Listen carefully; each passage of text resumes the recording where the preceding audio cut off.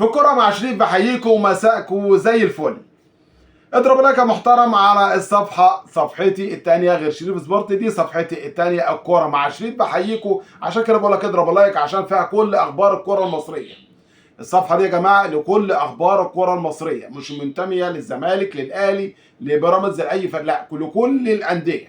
فالنهارده دي اول فيديو. الاول كنت بعمل حاجه اسمها شورتس اللي هي دقيقه واحده. دلوقتي احنا هنعمل فيديو وان شاء الله باذن الله نشوف الناس وتفاعل جمهور الكره المصريه معانا هيبقى عامل ازاي. تعالى اكلمك على بعض الاخبار المهمه. هقول لك على 3 اخبار مهمين جدا جدا. في صداع داخل النادي الاهلي، صداع داخل النادي الاهلي، ويمكن فجره كابتن احمد شوبير وقال ان في بعض اللعيبه عقودها بتنتهي في النادي الاهلي. عقودها بتنتهي في النادي الاهلي. قال زي مين؟ زي حسين الشحات، زي احمد عبد القادر اللي المدير الفني ترب او ستروب رفض ان هو يعني يمددوا او يجددوا عقودهم. قال لهم اصبروا لما اشوف كل الناس. يمكن انا قلت الخبر ده برضو. كابتن احمد شوبير بيقول لك ان لازم النادي الاهلي يقفل هذا الباب ويخلص مع اللعيبه اللي عقودها بتنتهي. ليه؟ لانه بيقول لك انا عندي معلومه ان بعض اللعيبه اللي مش هتخلص مع النادي الاهلي او النادي الاهلي مش هيخلص معاه دلوقتي سوف تنتقل الى الزمالك او بيراميدز. بعض اللعيبه، الراجل هنا بيحذر. ده مين؟ ده الكابتن احمد شوبير بيحذر النادي، اداره النادي الاهلي، ان في بعض اللعيبه جوه النادي الاهلي ان ما كانش النادي الاهلي ياخد حذره. فمنهم بعض اللعيبه اللي ابتدى في تواصل واتصال ما بين اداره بيراميدز، يعني انا بجيب لك بالاسم بيراميدز، مع اللاعب اليو ديانج اللي بينتهي عقده بنهايه، يعني ممكن في يناير يمضي لاي نادي. ده اليو ديانج. برضه احمد عبد القادر نفس القصه، حسين الشحات نفس القصه، وفي لعيبه اخرى. عندك كوكا اللي طلب تجديد عقده وعايز في الموسم، وقلت لك في الفيديو ومحدش اتفرج على الفيديو، عايز 30 مليون جنيه. كوكا عشان يجدد عقده مع النادي الاهلي عايز 30 مليون جنيه. تمام. ده بالنسبه للعيبه اللي بتنتهي عقودها، واللي الكابتن احمد شوبير كان بيتكلم النهارده بحرقه كبيره جدا جدا على ان اللعيبه دي عقودها بتنتهي وممكن فعلا خلاص. انا ممكن واحد زي رجل اعمال ممدوح عباس او غيره من الناس اللي تقدر تساعد واللي تقدر بقى تعمل صفقه يعني من جيبها الخاص، ويقول لك انا اجيب لك مثلا اليو ديانج. ما انا بقول لك مثلا، ما اعرفش هيجيب مين. اليو ديانج ممكن اقول لك اجيب لك حسين الشحات، ممكن اجيب لك احمد عبد القادر، ممكن كوكا. اللعيبه اللي بتنتهي عقودها في النادي الاهلي. تمام. ده بالنسبه للعيبه اللي عقودها بتنتهي، وان في تخبط دلوقتي في الوقت الحالي. النادي الاهلي صرف كتير جدا جدا، واخرهم المدير الفني اللي هو 3 مليون دولار. في ازمه في كلام من طبيب او مصدر داخل النادي الاهلي ان اللاعب امام عاشور نجم وسط النادي الاهلي اللي ربنا يشفيه ويعافيه باذن الله. احنا هنا ما بنفرحش في اي حد، انتمائك خليه بعيد عن اصابات، عن امراض، وربنا يشفي طبعا الكابتن حسن شحاته ويشفي امراضنا جميعا باذن الله، وينصر اخواتنا في فلسطين. قول امين واضرب اللايك يا محترم. الراجل عنده فيروس ايه وربنا يشفيه ويعافيه منه يا رب. طبعا اللي بيعاني منه لحد دلوقتي وخضع لتحاليل اخيره لسه اللي طبعا ما ظهرتش نتيجه التحاليل حتى الان.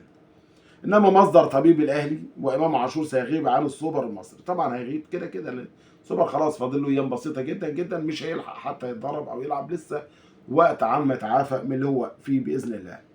وبيقول قد يعود للمشاركه في المباراه في يناير القادم. طب اشمعنى يا عم في يناير القادم؟ يعني انت ليه بتفول؟ يعني في واحد يقول انت ليه بتفول على اللاعب؟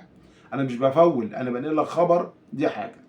تاني حاجه، الراجل هنا او المصدر هنا بيتكلم على ان امام عاشور هيرجع ليه في يناير، لان اصلا كده كده الفتره اللي هي يعني في 11 او 12 هيتوقف الدوري عشان كاس الامم، فهيتوقف. فهنا الوقف مش عشان خاطر احنا عايزين امام عاشور يبعد عن الملاعب، لا خالص. الموضوع مش كده خالص. او في ناس فرحانه في مرض امام عاشور، ده ناس مريضه بقى، ناس مريضه عن نفوسها ضعيفه. ده بالنسبه للي ممكن امام عاشور يقعد لشهر يناير، لان طبعا في بطوله الامم وفي كاس العرب وفي مش عارف كام بطوله هتتلعب في الوقت دوت كده، فطبعا الدوري هيكون موقوف فيها. تمام. تعال نخش على ملف تاني. اللاعب دوت اللي هكلمك عنه كان بيلعب في نادي الزمالك، انتقل راح انبي وانتقل لبعض الانديه. بعد كده راح النادي المصري. عادوا بينتهي مع النادي المصري برضو بنهايه الموسم. كان في اتفاق ما بينه وما بين نادي الزمالك قبل الزمالك ما يجيب بارن اوشيانج اللاعب الكيني، تمام. وعنده عمر جابر. الزمالك برضو محتاج لباك يمين. اللاعب فجأة في الساعات أو الدقائق الماضية النادي الأهلي في مفاوضات قوية جدا. اللاعب راح المنتخب. ده مين؟ أحمد عيد نجم الزمالك السابق، اللي النادي الأهلي فتح معاه خطوط قوية جدا جدا للتعاقد معاه في الساعات القادمة، ويبقى من ضمن صفقات النادي الأهلي في يناير القادم. بتقول مين؟ بقول لك أحمد عيد نجم نادي الزمالك السابق ونادي انبي.